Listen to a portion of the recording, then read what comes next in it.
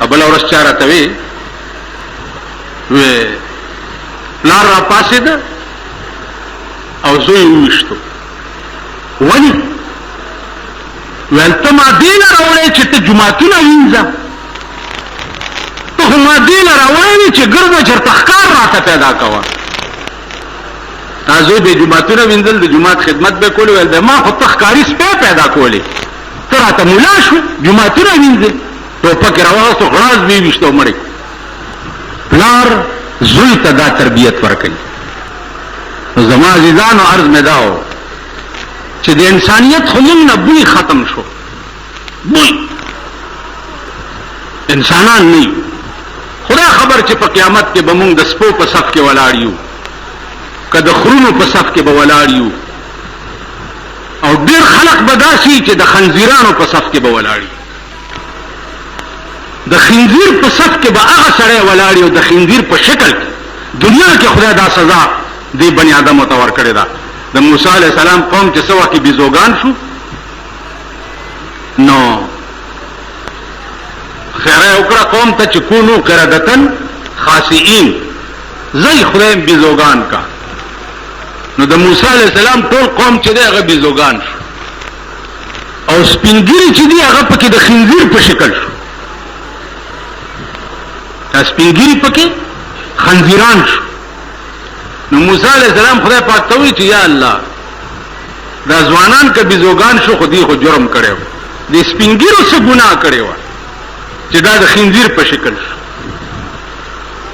وای وای څورځ زم داسې خپاو ما چې د دې سپینګیرو څه ګناه و.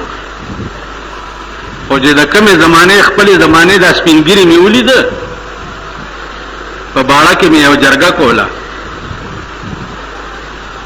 سپینګیری را پاسې د ماته چې ملا صاحب چې موږ حق نه ونه باسه حق ته شی لارې تختولې و، لارې تختولې و ای بیا په پیسو پرې خوا.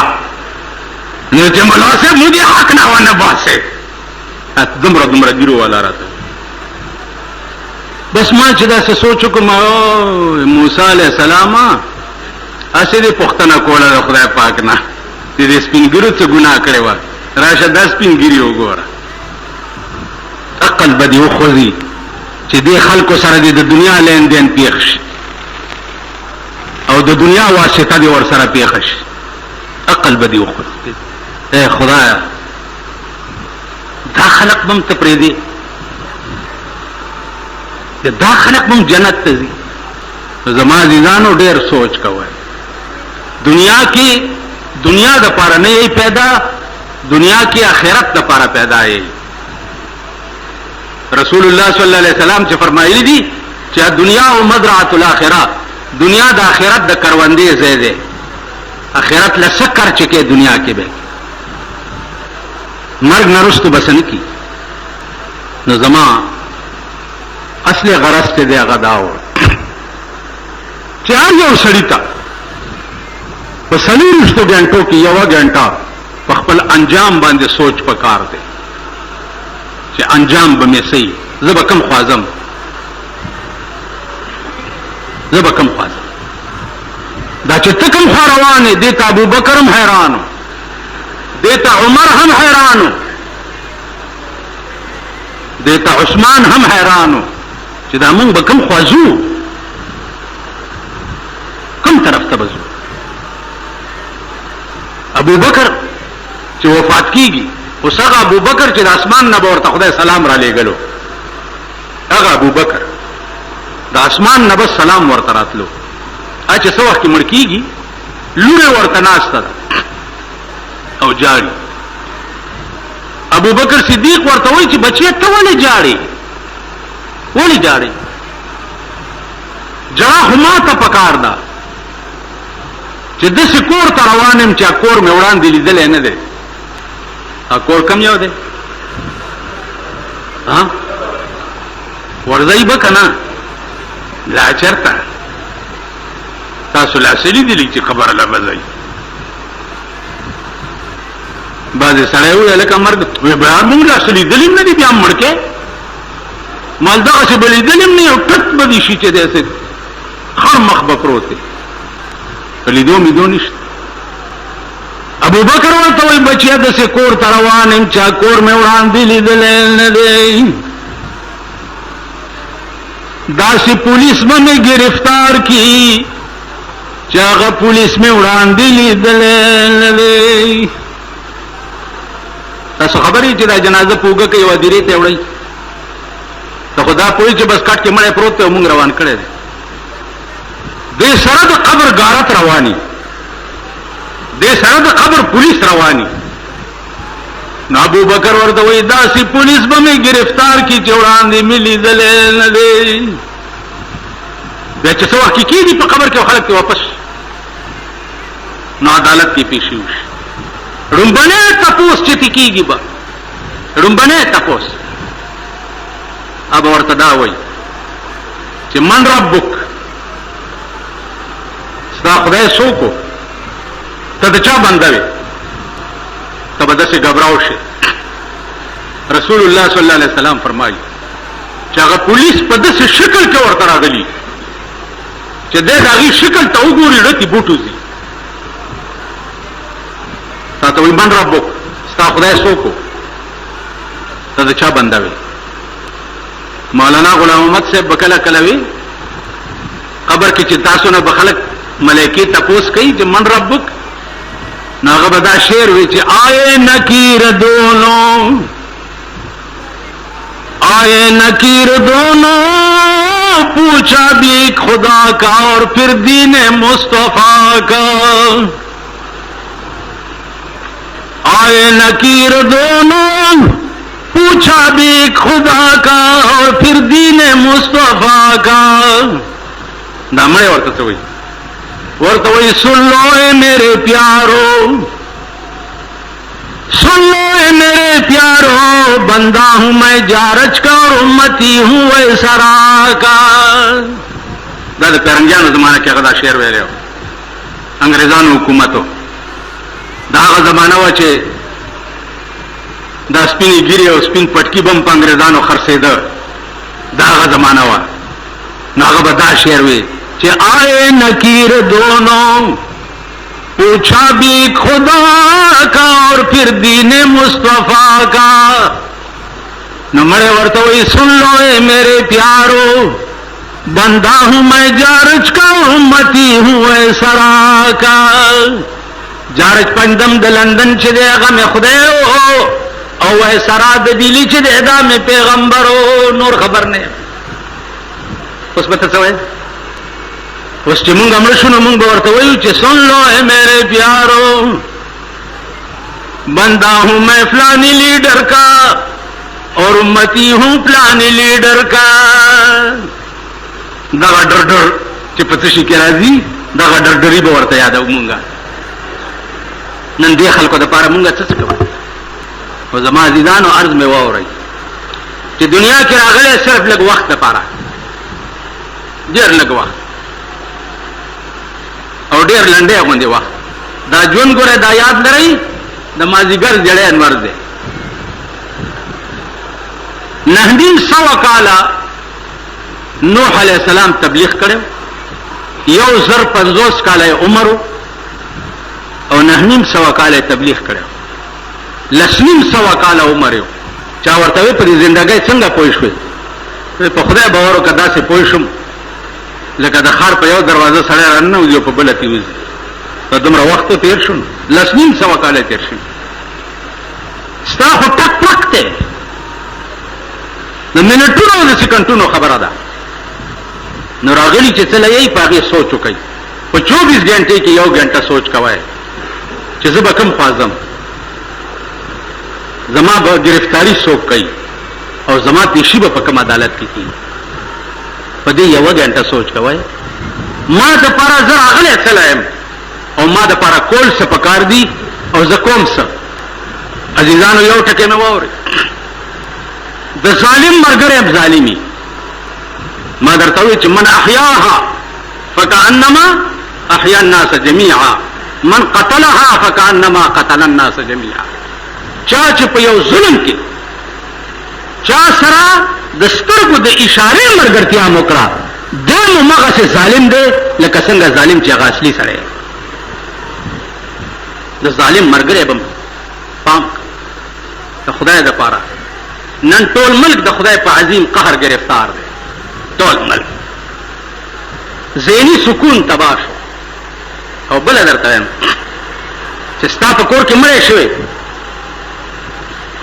او ستا د کور مړی زه د خپل کور مړی ونه ګڼم نو عموم زه د سړي زوی نه یم پتا یو غم راغی او ستا غم زه خپل غم ونه ګڼم نو عموم زه د سړي بچی نه یم نن داسې څوک کوي وایي په ایمان تاسو د دې کلو خلک یو کلی په یو سر کې مړی شوی په بل سر کې ډولکی غږوي که نه غږوي ګډېږي که نه ګډېږي دې وجنه انسانیت خو بوی ختم شو د مطلق انسان نه په ایمان درته وایم زه ستا امام یم په جومات کې زما په مالت کې مړی وشو قسم په خدای په ما د اختر ورځ آبادی میں ہے میری آبادی کراج چې تا کره مړی وشي زما غوا لنګه شي په جنازه کې یو قسم فایده ده څلوېښت ورځې دي بیا روټیانې را خلاصي جومات ته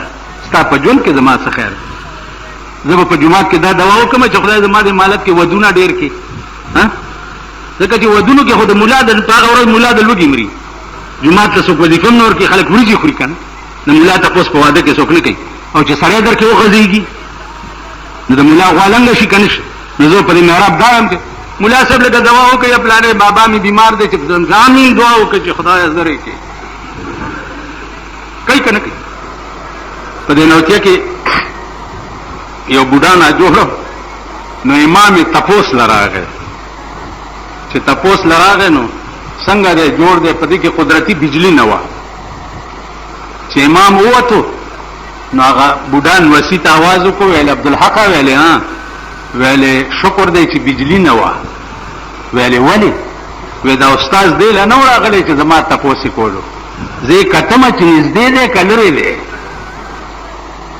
چې ته ناجوړه شي که نه زه درته داسې ګورم نو ګورم چې کله به وي چې خپې وغږی او چې دا خلک زر مردارېږي هم ښه دي په ایمان درته یم دا څه د سړي زامن دي چې د چرګو مرض پې راشي د ټوغکي په شان او په دې سړکونو په دې کوڅو کې داسې د چرګو په شان مردار پراته داسې بني ادم پخوا به مې هلکان لیده دا د ګلونو ګنټې نه دي دا اوس ښځې ګورم بیړه دی تباش سړي خط را لېږلی که دلته جومات کې ناست لږ ما سره وګوره چې یو څو پټاخې دې لګاو کړم یعنې هلکانو به دا د روپو ګنټې نه دي هلکانو به اوس ښځې په خدای باور وکړه لاس کې نیولي او داسې زمبی زمبی کېږي او روان ښځې ښه بیا ووایئ په ایمان چې هره شپه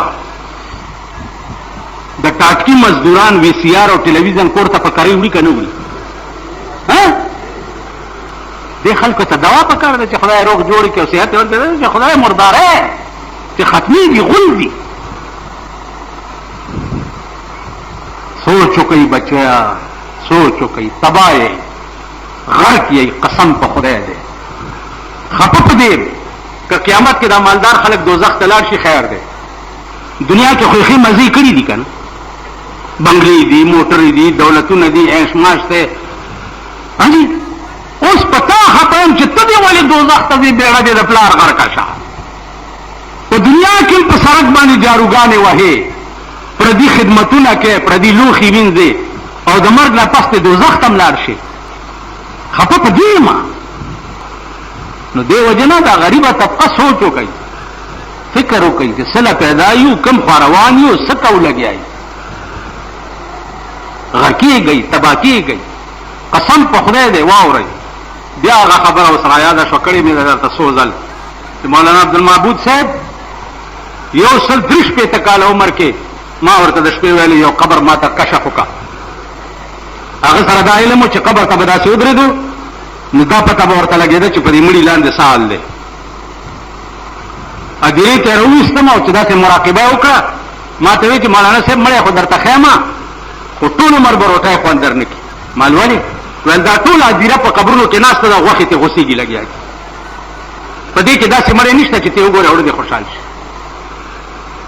توبه وباسئ. قسم په خدای دی چې ما بخلي خلک هم لیدلي دي د مرګ نه پس، او ما نابخلي خلک هم لیدلي دي په قبر کې د مرګ نه پس. نابخلي مې هم لیدلي دي چې قبر یې 18 ورځې پس پرانیستی او د 2-2 عمره لرمانې د قبر نه راووت. دا ما په خپله لیدلي. زه چې کومې خبرې کوم ما د هغې ټرایي کړې ده، او داسې مې هم لیدلي چې 3.5 کاله پس مې کتلی دی داسې پروت دی لکه په خوب کې ودی. دې وجې نه عزیزانو ځان ته سوچ وکئ. الله پاک دې مونږ ته په دې لږ مختصر غوندې عمر کې داسې توفیق راکړي چې آخرت هم ښه شي.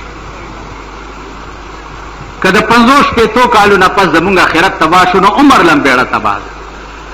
حضرت عثمان به چې هدیرې ته راغی او قبر ته به داسې وکتل نو ژړل به. صحابه ورته وایي چې ولې جهنم خبرې کېږي ته نه جاړې، د جنت خبرې کېږي نه جاړې، چې هدیره وګورې نو جاړې. ویل هدیرې ته ځکه جاړم چې ما د رسول الله صلی الله علیه وسلم نه اورېدلي دي چې ان القبر اول منزل من منازل الاخره. قبر چې دی د آخرت لومبنی پوړی ده. که په دې کې سړی کامیاب شو نو عمر له کامیاب شو، او که په دې کې پاتې راغی عمر له بیړه تباه شوه. نو دې ځای له جاړم ځکه چې عمر له مې بیړه تباه نه شي چېرته دلته. که په دغه ړومبه ورځ چې دا خلک در نه واپس شي او دا په کټونو ناستې دا دوا به یاده کړو، دا دوا به یاده کړو، دا دوا به یاده کړو، هغې په دې نخرو اختی او ستا هلته پیشي وي. که دغه ځای کې پاتې رالی عمر له دې بیړه تباه شو. دغه له راغلي یې ما لکه دا د سړي ورځ یو نوي دوکان کې ناست وم نو یو سړي ورته وایي حجامت خو دې راته وکړو د ملا راته وګروه. نو هغه نوي ورته ملا داسې ګروډه ویل ښه یې وګروه. غرق شوم خارښت دی پې. نو تاسو هغه خارښتیان یې ته پوه شو په خبره په سوله پند رای نه او نه په دې خبرو پوهېږي. دا خبرې هر چا ته چېرته پته لګي. هلته یې ولیدو چې الله نوم لیکلی دی. الله کې څو لفظه دي؟ څو دي؟ کم دي؟ هغه ته مه ګوره نو ته نه شي ویلی. ته خو د هغه د نیکه په ځای یعنې تر اوسه تاسو د الله لفظونه نه دي شمارلي چې د کې څو لفظه دي. یو الف دی، یو لام دی، او یو هی ده. 3 لفظ دي. دا سړی تا بزرګ وایي چې ګوره سړی قسم خوري چې د الف نه د پیو ولا روانه وه او د لام نه د شاتو ولا روانه وه او د هی نه د شرابو ولا روانه. 3 لفظ دي په عرش معلق باندې لیکلي دي او د یو نه د پیو روانه ده، د یو نه د شاتو روانه ده او یو نه د شرابو ولا روانه. د دې مطلب څه شو؟ د دې مطلب دا شو چې دا څه تاسو په دنیا کې ګورئ، که دا اوبه دي، که دا شات دي، که دا پی دي، که دا شراب دي. یو هغه شراب نه دا اوس چې کوم ګند دی، هغه شراب چې په جنت کې به تاسو ته ملاویږي. دا هر څه د الله د نوم نه وتي. هر څه اوس دغه نوم سره چې د چا یارانه شوه نو د پیو کمی به نه وي، د شاتو کمی به نه وي، د شرابو کمی به نه وي، د اوبو کمی به نه وي. چې دغه یو ټکي سره د چا یارانه شوه نو هغه ټولې ولې د نعمت چې بیا به د په کور نه وي. یو دې نوم سره د چې یارانه شوه او چې یو دې نوم سره د یارانه نه وه د دنیا د لعنت ولې به ستا په کور نه نوځي. دنیا کې به دې کور د لعنت مرکز وي او د مرګ نه وروسته به دې کور په جهنم اسفل السافلین کې. نو زما عزیزانو یو الله سره په صحیح معنو کې رابطه او تعلق پیدا کول ټولې پریشانۍ به ختم شي. ټولې پریشانۍ که زمون په لاس کم بد کیږي علي کلی کیږي. حکمرانی د ملک چې دا داسې د ټوکو خبره نه ده. امام ابو حنیفه پسې بادشاہ پړي وشلول چې تاسو خپل قاضي جوړوم. هغه وینا ما د پیغمبر حدیث لیدلې ده چې کوم سره د قوم مشر شو ذبح بغیر سکینین هغه به تیغ حلال کړی شو. د قوم مشري سره ټوکو خبره نه ده. نن وګورئ څومره نااهله چې ګورئ ستاسو د ملک او د قوم مشران او دا چا کړي دا مونږ کړي چې مونږ کړي دي نو هلکه ته چې په خپله لړم پرېږدې او بیا که ته وچیچلې نو د لړم ګناه خو نه ده که دا لړم خو هم تا ساتلی و هم تا را پرېښی و او هم ته یې وچیچلې نن حکمران طبقه چې دي لړمان او ماران دي او د قوم په چیچلو او د قوم په تباهۍ باندې بیا لوی ظلم چې کوم ستا په ملک کې دی الله خبرې پکې نشته د رسول خبرې پکې نشته د دین نشته دا ټول دروغ دي ټول ګپ دی خبرې پکې کدي هغه یا د خپلې خېټې مړول دي او یا د امریکې خوشحالول دي نن په ټوله دنیا باندې امریکا حکومت کوي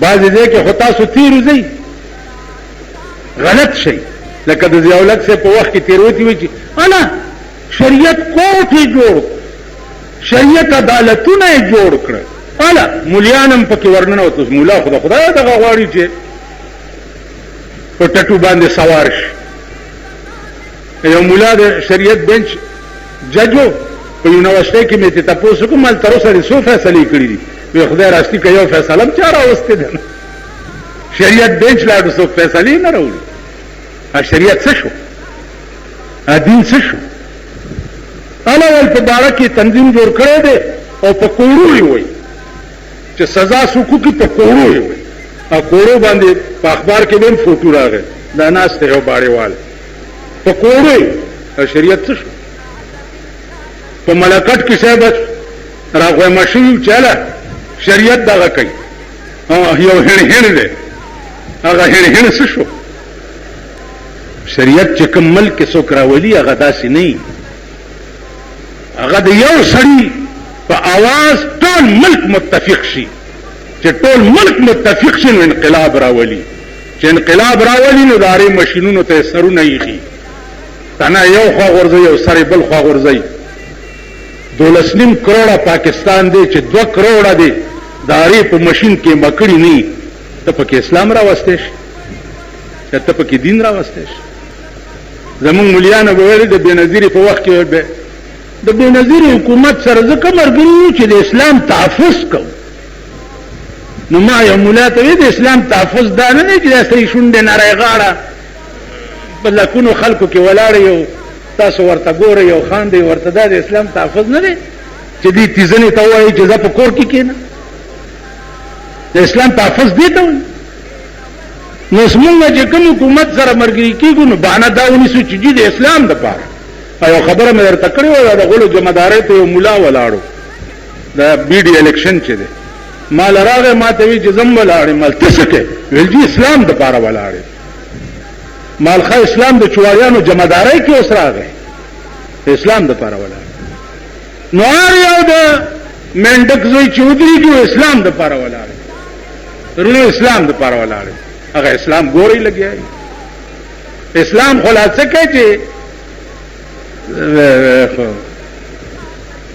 اوس قبایل پاتیو د ښځو د شرمېدو نه انشاءالله چې د قبایلو ښځې به اوس برګی چرګی په پولنګ سټیشنونو کې ګورئ ښځې قبایلو خو ملک سیسټم به وټو که نه اوس به د قبایلو ښځې مروځي برګی چرګی به یو په پولنګ سټیشنونو کې به ګرځي او منبر ته به ووټ اچوي اوس قبایل خوشحال دي چې موږ له بالغ رایدي دي لیډرانو به ورته چې او قبایلو وای زه به تاسو له یو حق در کوم بالغ رایدي ووټ به در کوم قبایل په ټول خوشحال شو په بالغ رایدي الیکشنو شو چې کم ممبران پاس کړ تحقیقات یې وکړي یو ممبر په 3 کروڑه روپۍ ووټ خرڅ کو او یو په 15 کروڑه روپۍ ووټ خرڅ کو او ورکړه چاله شیاله ما په خبره پوهېږئ تا خو ووټ قبایلي ممبر له په 10 روپۍ ورکو یا په 20 یا په 100 ورکو هغه په 3 کروڑه خرڅ